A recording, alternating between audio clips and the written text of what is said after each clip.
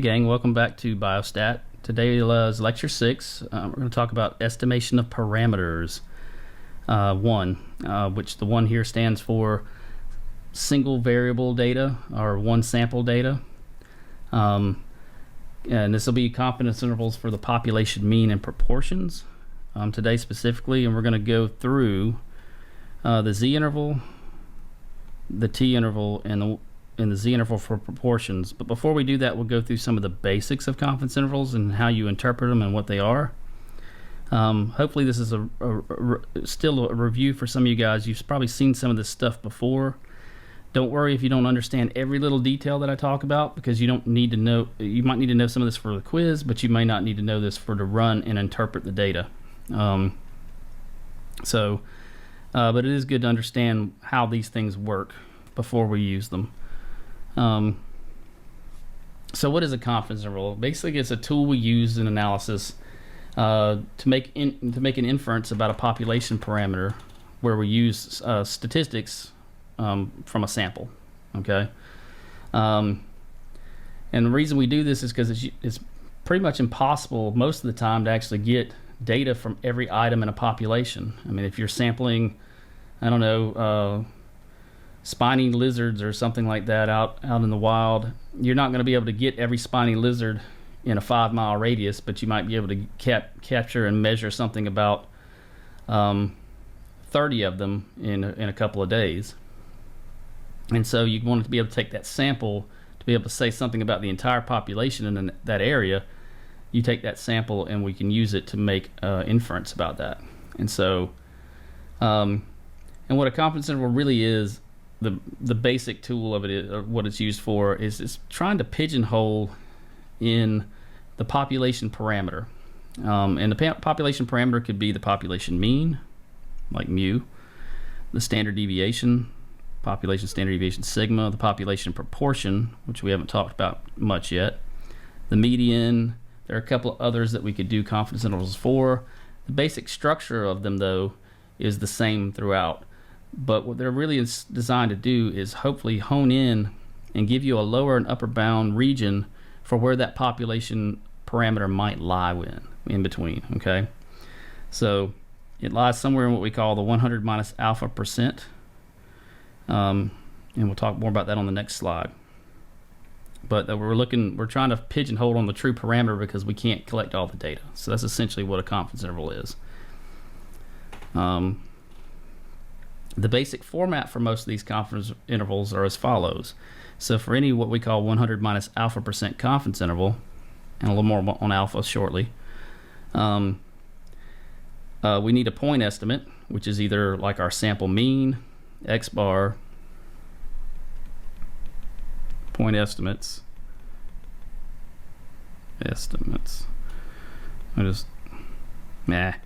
Sorry, I'm gonna leave this in here though.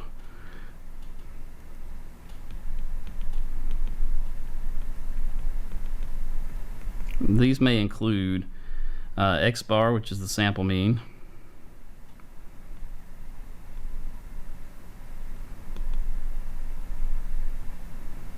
I can't write tonight to save my life, guys. You've got little s, which is the sample standard deviation. I'll just say SD here. You've got p hat, which is the sample proportion. And those are the three we'll mainly concentrate on in this course.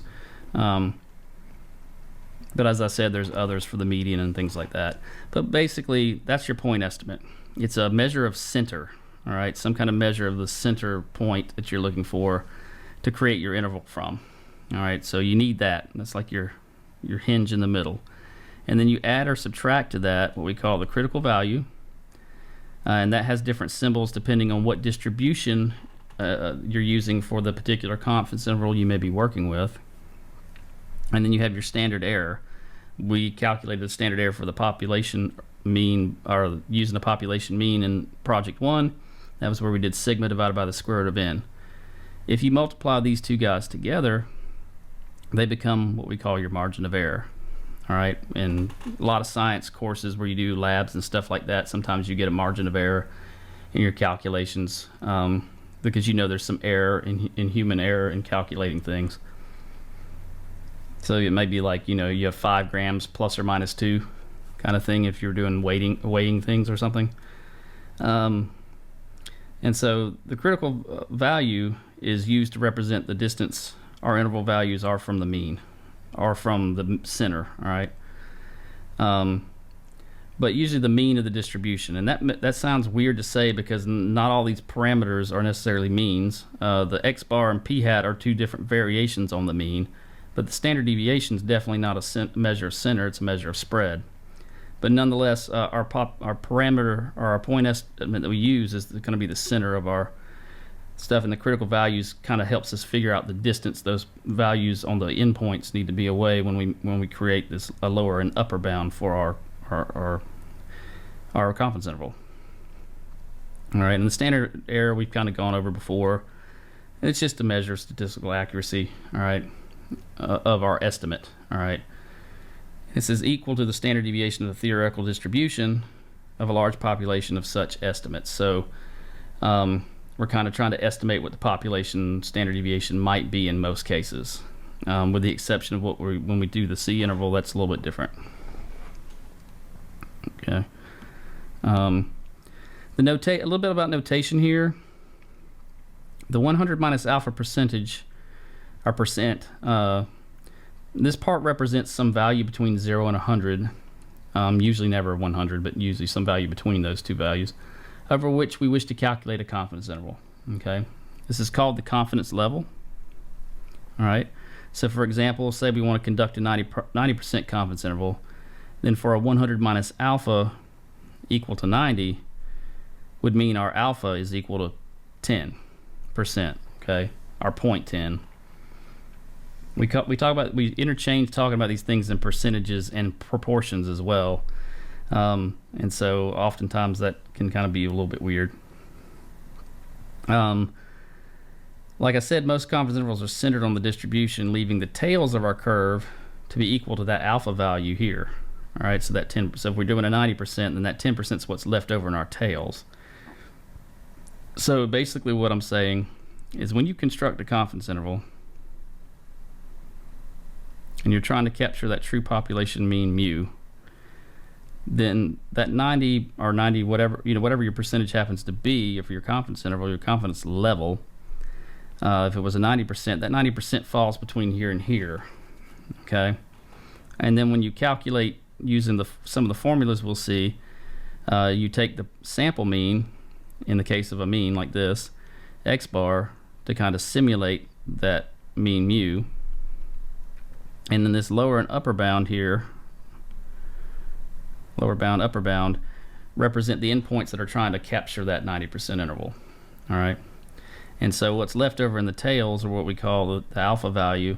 So if alpha here equals 10%, then there's 5% above, 5% below.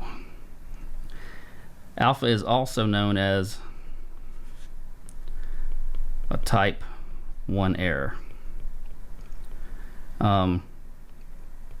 Type 1 error is more important in hypothesis testing than it is in confidence intervals, but it still holds some weight here because that alpha value helps us out to figure out some of the values we need when we do this by formula.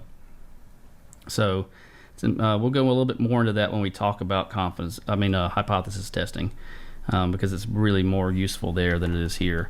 But basically, this is an error measurement, and so it's like there's a 10% chance that you don't capture the true population mean in between these 2 points. Okay. This next slide kind of emphasizes that concept I'm just going over. Say we were constructing a 95% confidence interval. This graph here, you see about 5 red lines here. This is supposed to simulate 100. There's not 100 lines here, but it's simulating 100 different confidence intervals being constructed.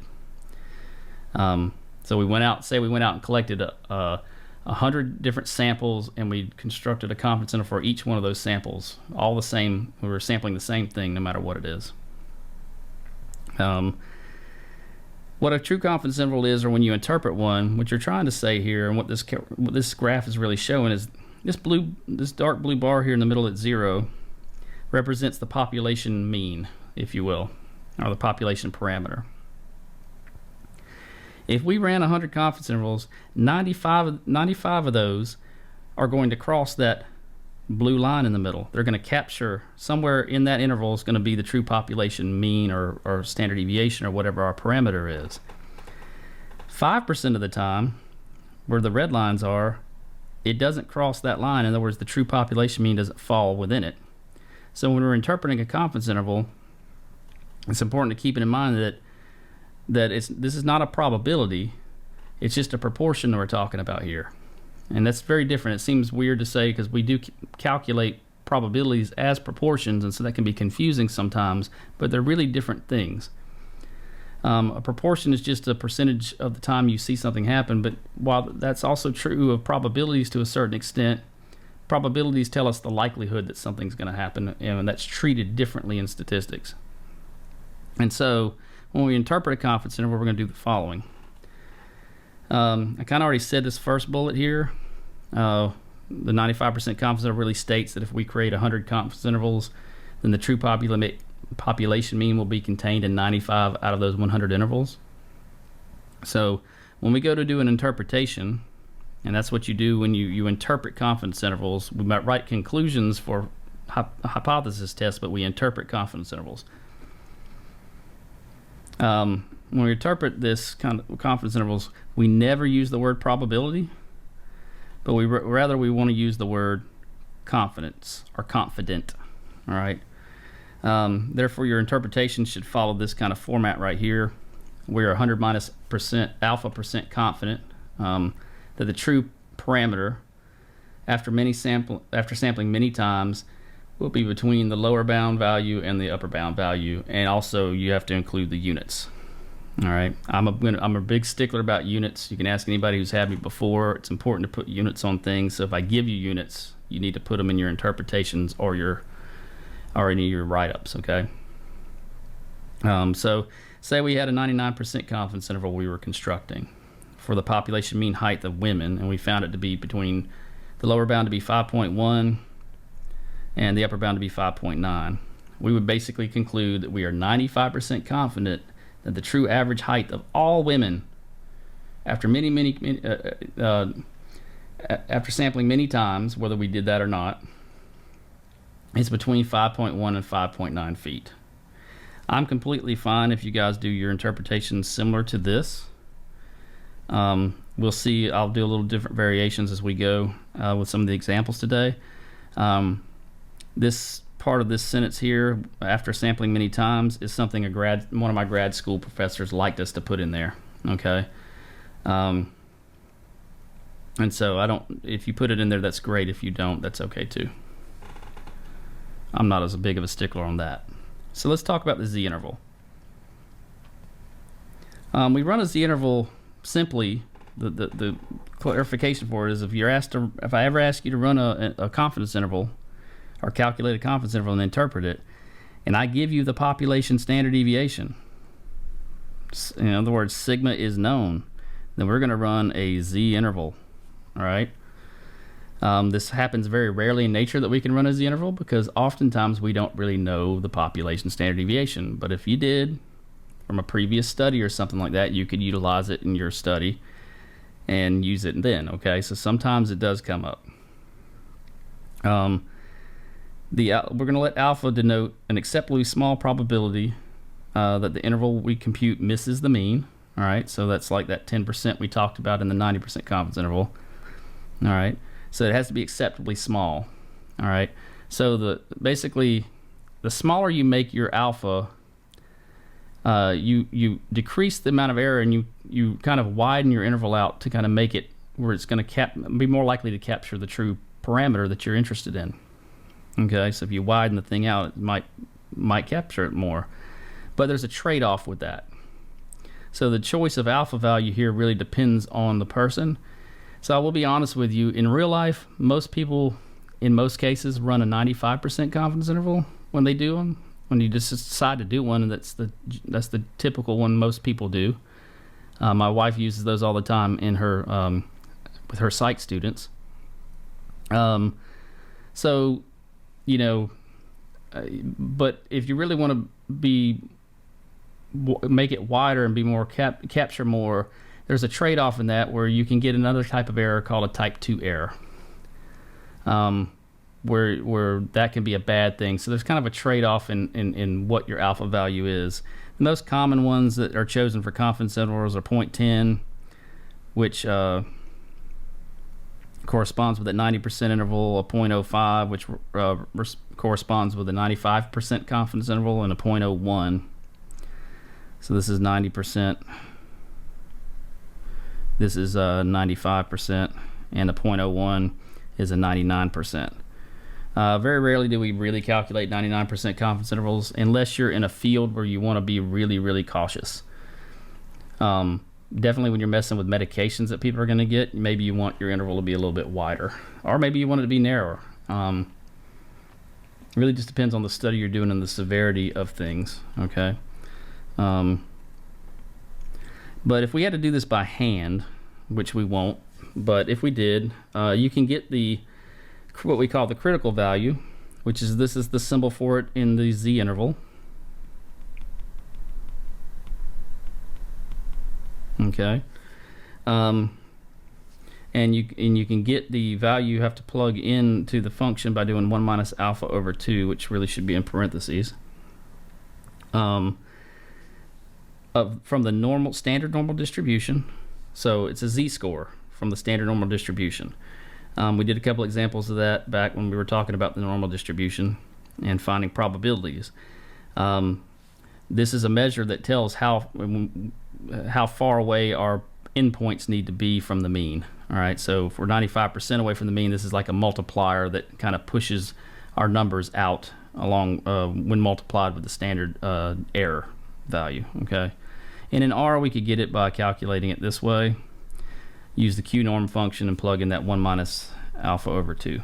Okay. Again, you won't have to do that much in this course, if really at all. But then we also have the standard error as part of the calculation, which we've seen in previous lecture. This formula differs between the different type of confidence intervals, but for the basic Z interval, it's just the standard deviation divided by the square root of the sample size, little n.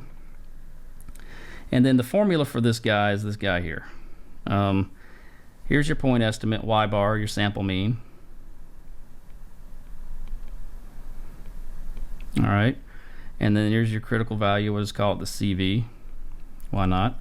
And then your standard error,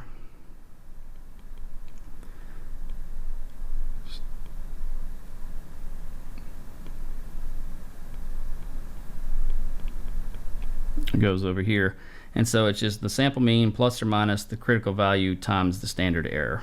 All right, unfortunately R doesn't have this as a pre-built function in it. There may be some packages that do, but they don't run them in the just basic way sometimes. And so for the example we're about to do, we're going to do the following. So I think I changed the name of this slightly in the lecture 6 folder, but it's the R code only file that you need to get into. And there are some functions I've pre-written for us that we're going to copy and paste into R right now, or in just a minute. And you want to keep this around somewhere so that you have it. If you save your workspace before you leave RStudio, these things will stay as functions in there, but it's also a lot of your other data and things you built might stay in there too. So if you keep this around and you don't want your global environment to get clogged up over here, just keep it around and you can copy and paste like I'm about to do in a minute. But the Z interval function I've written is called zint, and it has inputs. First input is x. That can be either a vector or a variable of data, all right, from a data set. So maybe a vector we've entered into R and built ourselves, or just a column of data from a data frame. The sig stands for the population standard deviation, which has to be given to you in the problem to do a Z interval. You can't just make that up. All right, it has to be given to you. It has to be a known thing. X bar is just your sample mean. All right, so the X bar that we enter is that. N is your sample size, and then you've got your CL, which is your confidence level for your confidence interval. So whatever size you want that to be, you change that number to that, and it will spit it out for you. The way I've written these functions is it will take either the data set or the vector that you're wanting to put in there, or the variable, as X. But if you don't have that and you just have the statistics like the standard deviation and the sample mean and the sample size, then you can enter those in without having to worry about X. So this will do a Z interval whether we have a data set or not, all right, or whether you have just the statistics or the data set. So let's do an example of that. We're going to do this silly jeweler example here. And before I jump into that, let's go ahead and copy and paste the functions we're going to use today into R. So if you open up that R code only function, it's called CI functions and rcode.txt in your lecture 6 folder.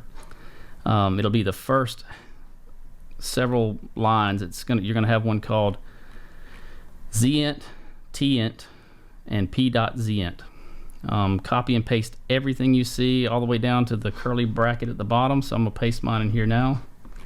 And so you should go from zint, and that function stops at that curly brace there. You should have a tint, which stops at its curly brace right here. And you have a p.zint, which ends at that last curly brace there. So it should be right above all the hashtags that I've got blocking it off, so everything above that. And if you've got all that in here and copied and pasted, you just hit enter, and you'll notice that over here it's placed those functions. So now we can use those functions whenever we get ready for them. So I'm going to sweep this over here so it's cleared out. But let's talk about the first example. So in this first example here, we got, suppose that a jeweler's scale measures gold weight with no bias, and with the standard deviation sigma equals 0.1 grams. All right, so they're giving us the statistic they give us the population standard deviation, which we needed. We know the units are in grams, which is important. Suppose the mean of 5 independent weighings of a gold necklace is y bar equals 45 grams. So we've got our sample mean. We also have our sample size N over here. It says compute and interpret a 90% confidence interval for the true weight of the gold, the long run average of many weighings from you. All right. So as you can see here, and I've already got my output here, it's just zint, and since we were given the statistics here, we can straight up put those in and just name them according to what they're supposed to be. So if you go over here, type in zint, if I can spell it right, zint. You notice that it tells you what's supposed to go in there. So we need X bar. If you do the names equals, it doesn't matter what order you put them in. And then we need sigma, which is equal to 0.1.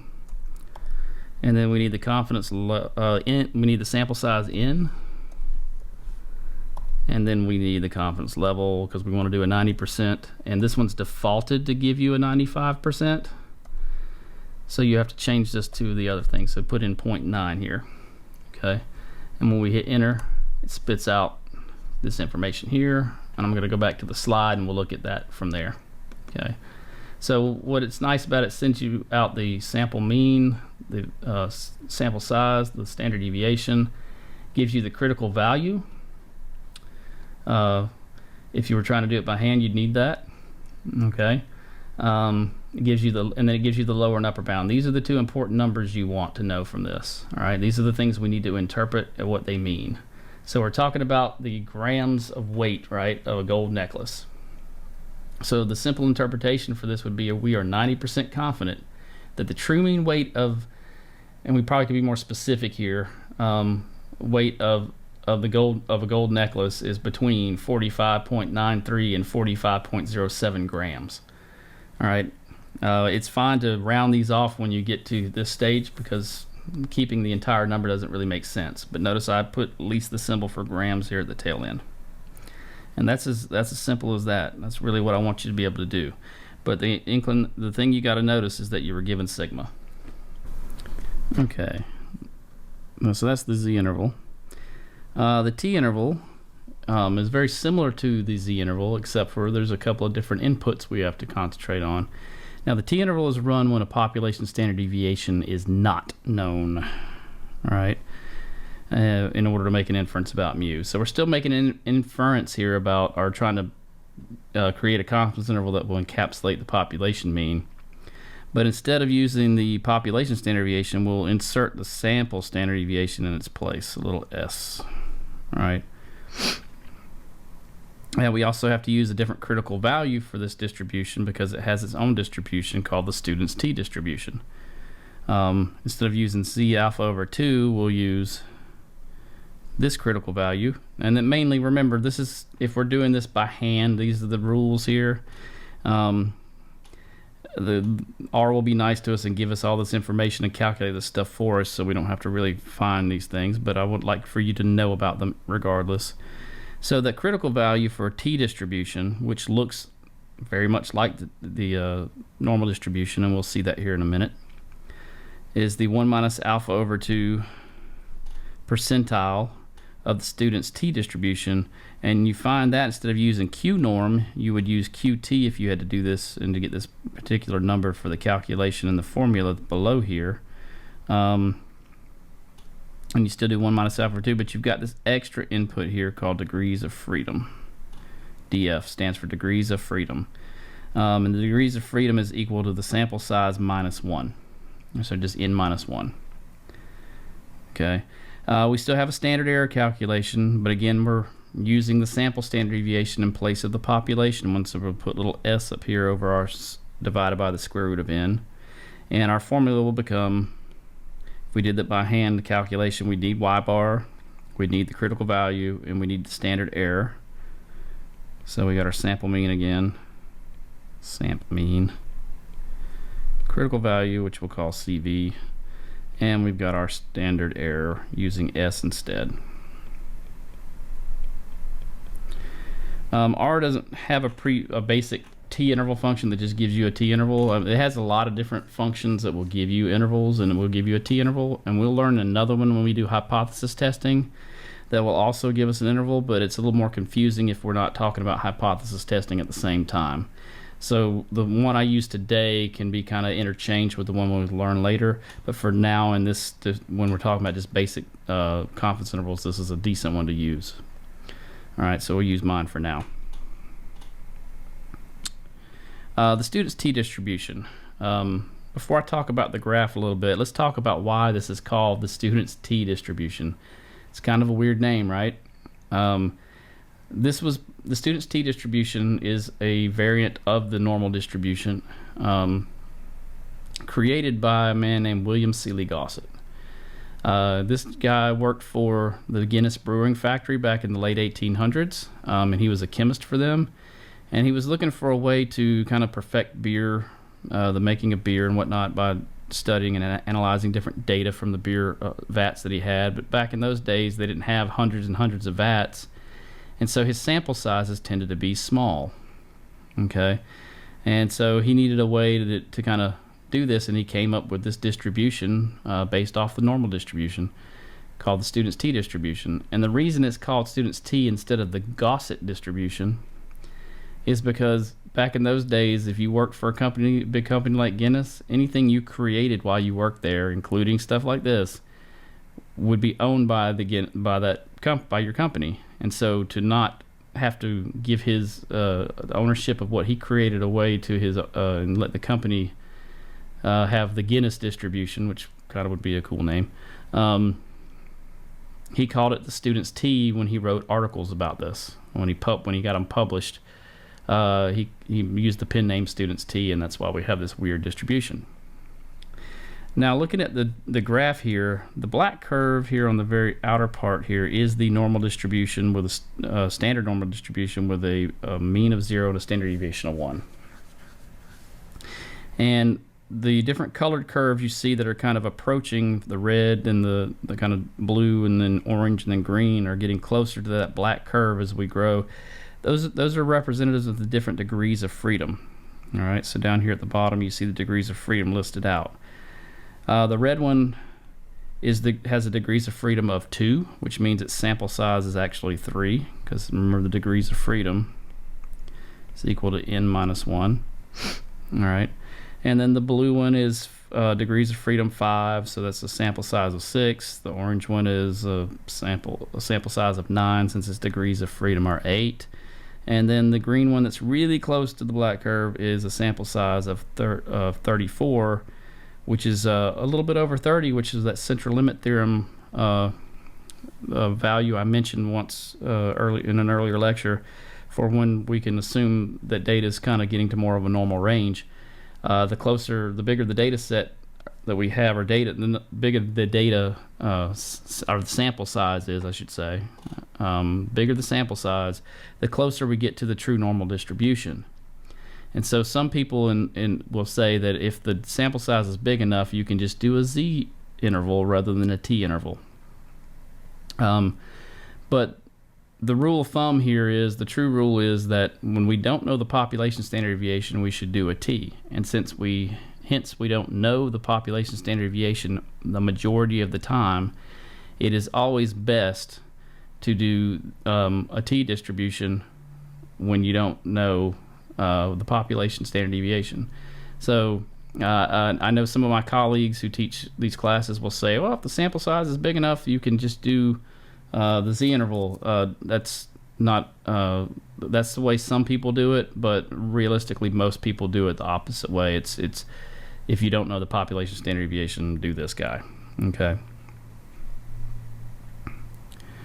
The t function in R that I wrote is very similar to the z interval one, the zint and the tent.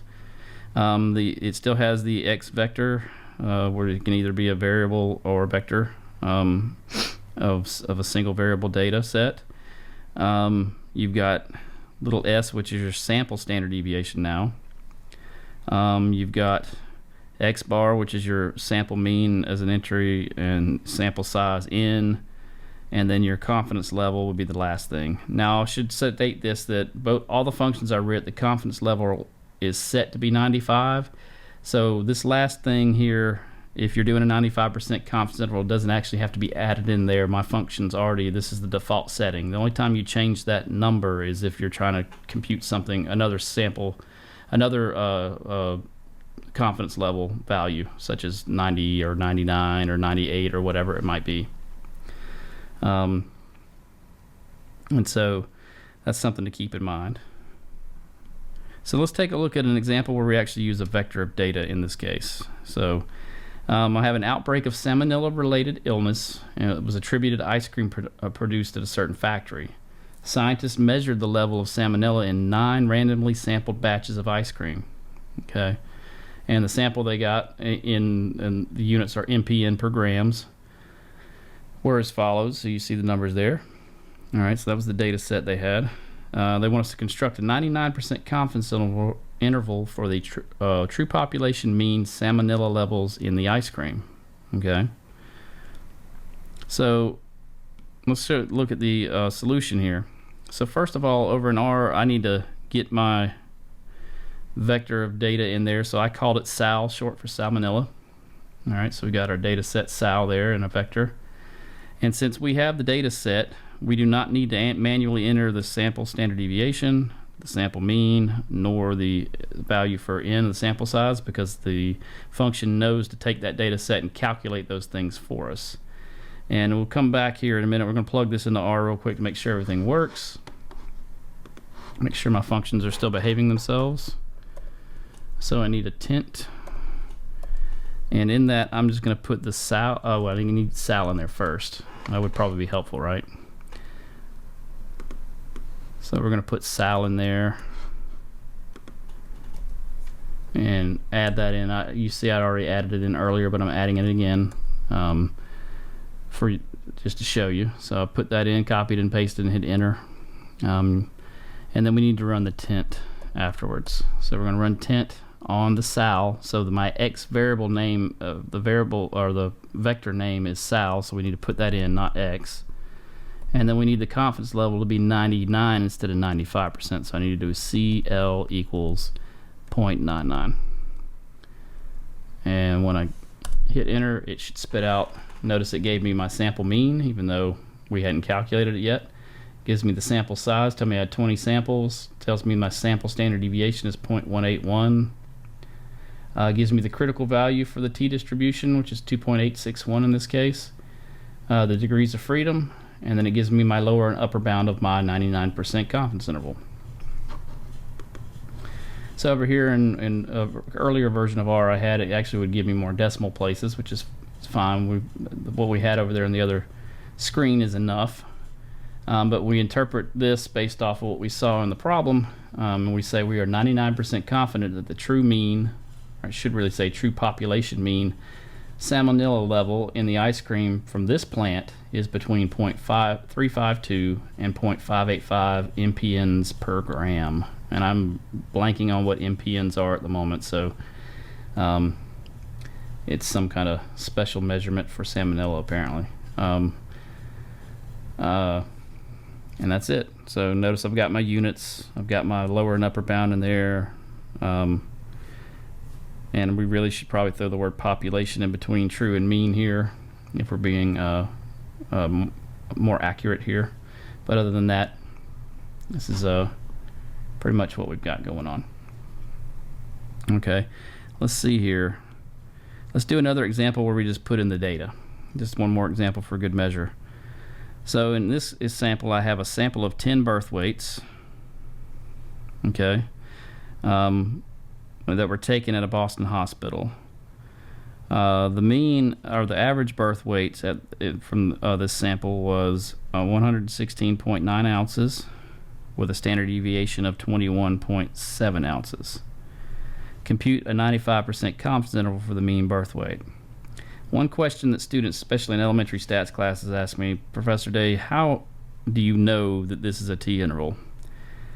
Well, I know it because it doesn't say anything about population standard deviation in here. It just says the standard deviation.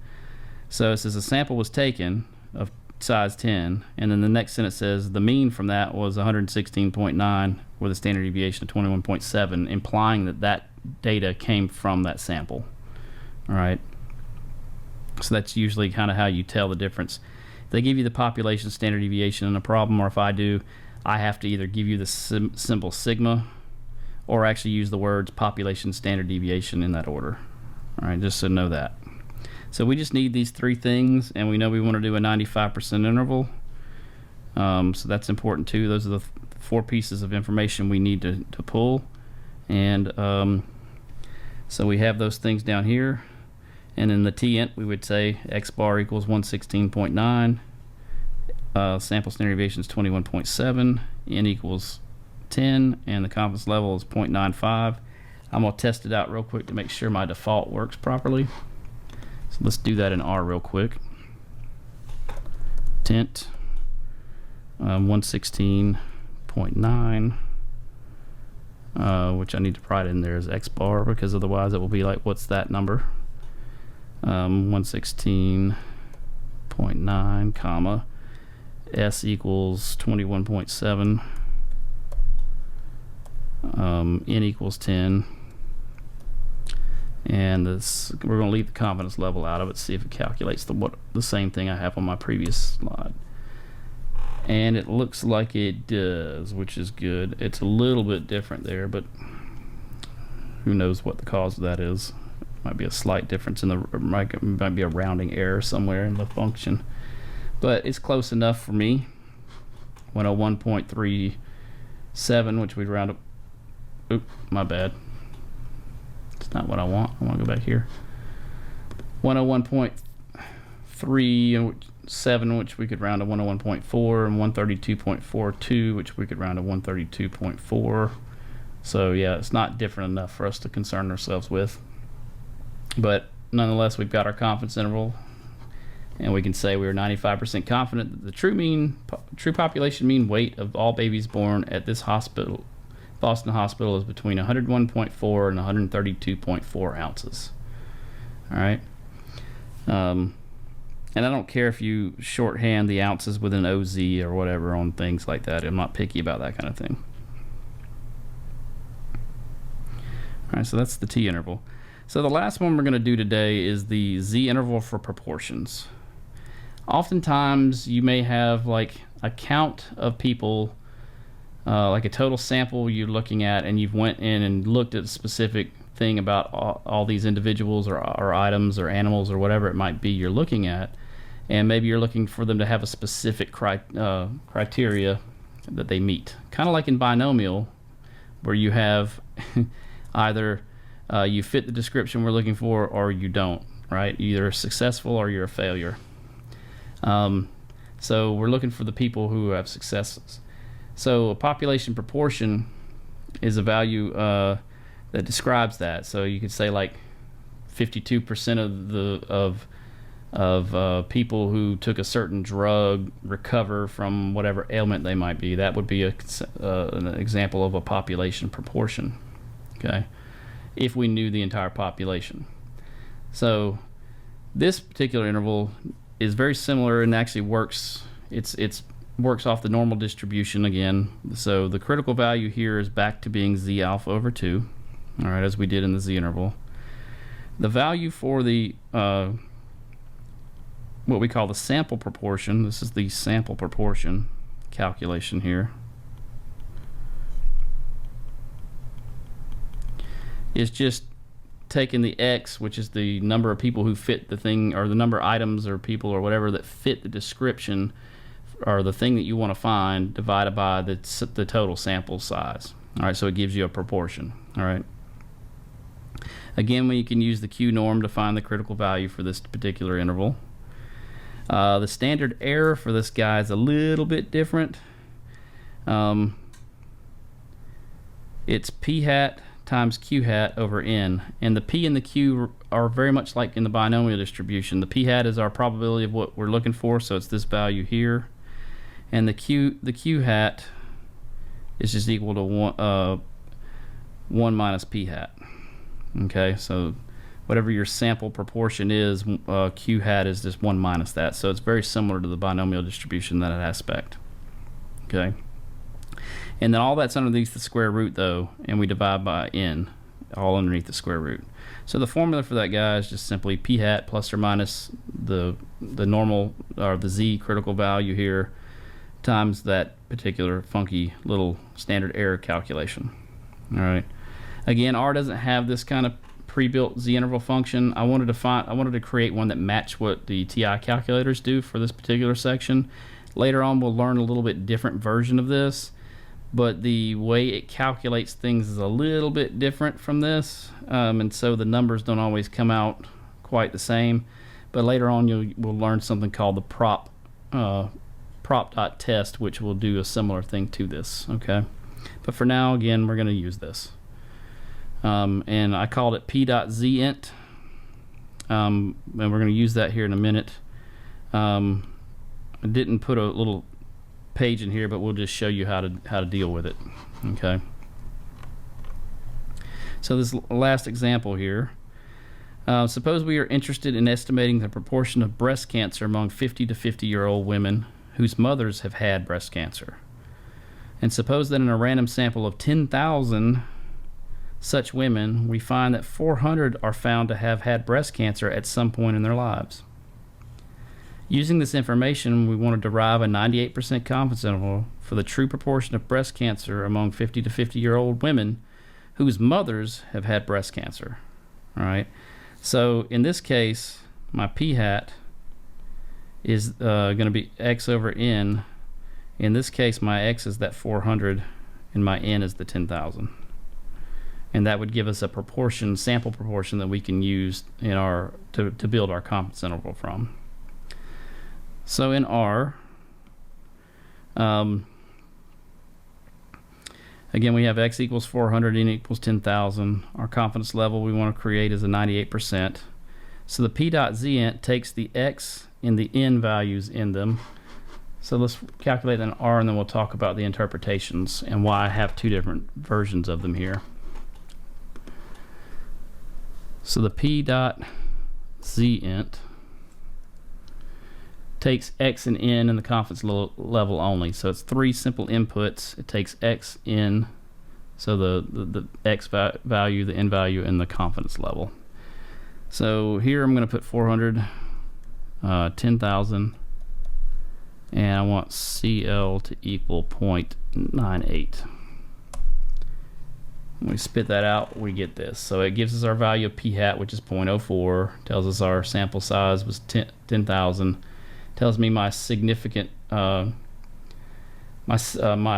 sig dot underscore p hat is the standard error calculation. All right. Or actually, that's just this, I take that back, that's just the standard deviation for a proportion. You get your Z critical value for 98% confidence interval, and you got your lower and upper bound again for your confidence interval. So it spit everything out for us, and we need to interpret those numbers of the interval to tell what it means. So those are proportions now. They're not like our normal data values. They're proportions that represent a certain proportion of the population or our sample. So when we interpret this confidence interval, we're trying to encapsulate the true proportion, our population proportion of breast cancer survivors. So there are two ways we can interpret this. We can interpret it the numbers to be proportions, or we can interpret them to be percentages. So that's why I have two different variations on the interpretation, and I'm fine with it, whichever one you do. Both of them are saying the same thing. But in the first one, when I take the 0.354 and 0.0446, I'm saying we are 98% confident that the true proportion, and I should again say population proportion, of breast cancer among 50 to 50-year-old women whose mothers have had breast cancer is between 0.035 and 0.045. Or if you do it percentage-wise, you just change those two endpoints to percentages by multiplying by 100. And then we are 98% confident the true population percentage of breast cancer among 50 to 50-year-old women whose mothers have had breast cancer is between 3.5% and 4.5%. When you do proportions, you don't have to really worry about units, because proportions don't often have units attached to them. But if you do percentages, some people prefer to do percentages because it makes more sense to their audience, because the average person doesn't really understand proportions. It's just like the average person that complains that they're not good at math don't understand what fractions mean.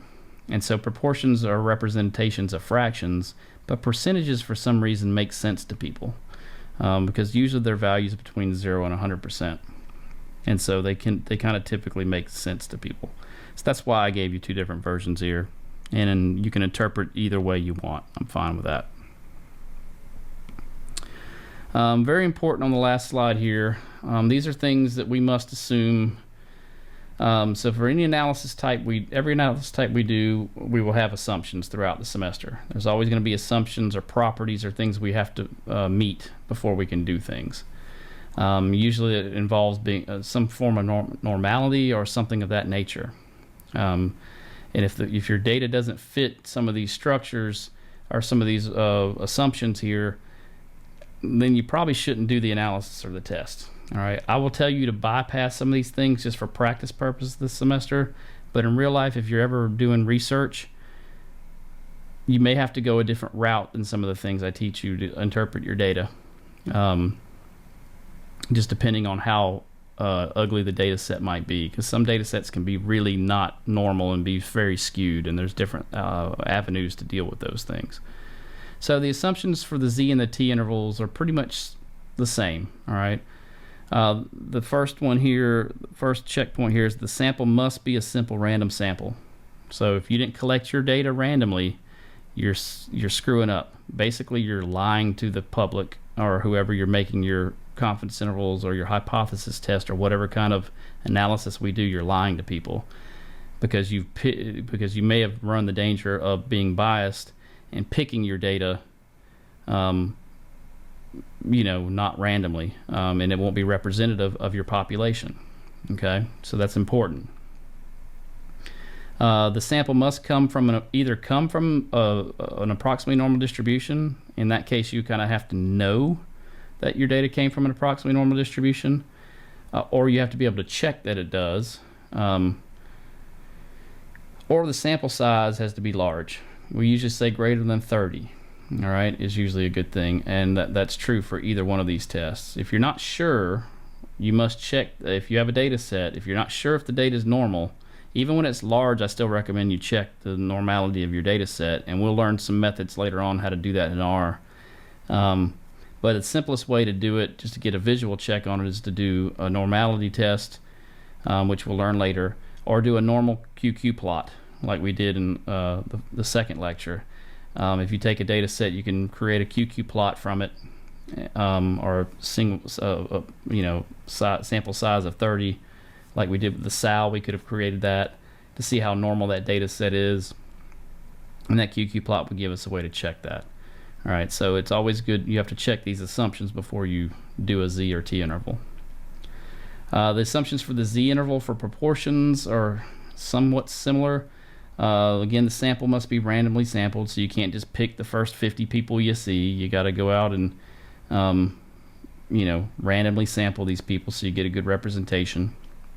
The population you sample from must be at least 20 times as large as your sample. So basically, as long as the population of your interest is huge, like for example, the problem we did were the babies, the number of babies that were born in the hospital.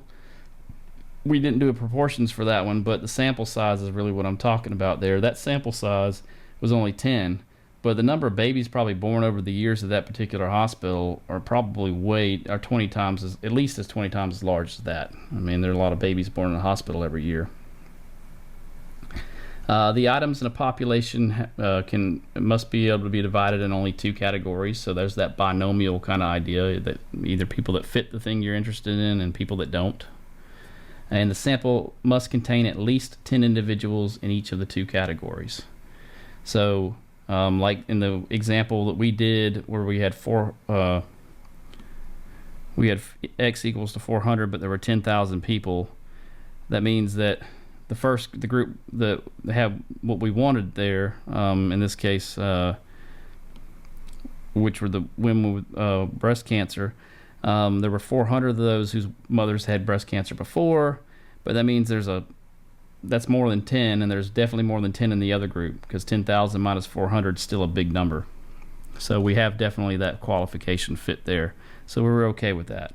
Proportions is a little different, and checking normality for these guys is a little bit different, but as long as the sample size is big enough, you're kind of okay there. Okay.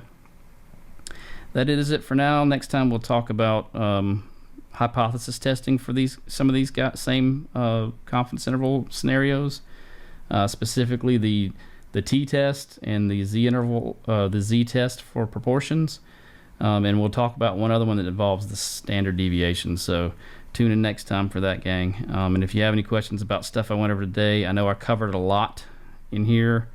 Usually these three different confidence intervals would encapsulate three different core classes, but I figured you've either seen these before or can catch on. But if you have questions about what these are or anything like that, please reach out to me, okay? Hope everybody's having a good one, and I'll talk to you later.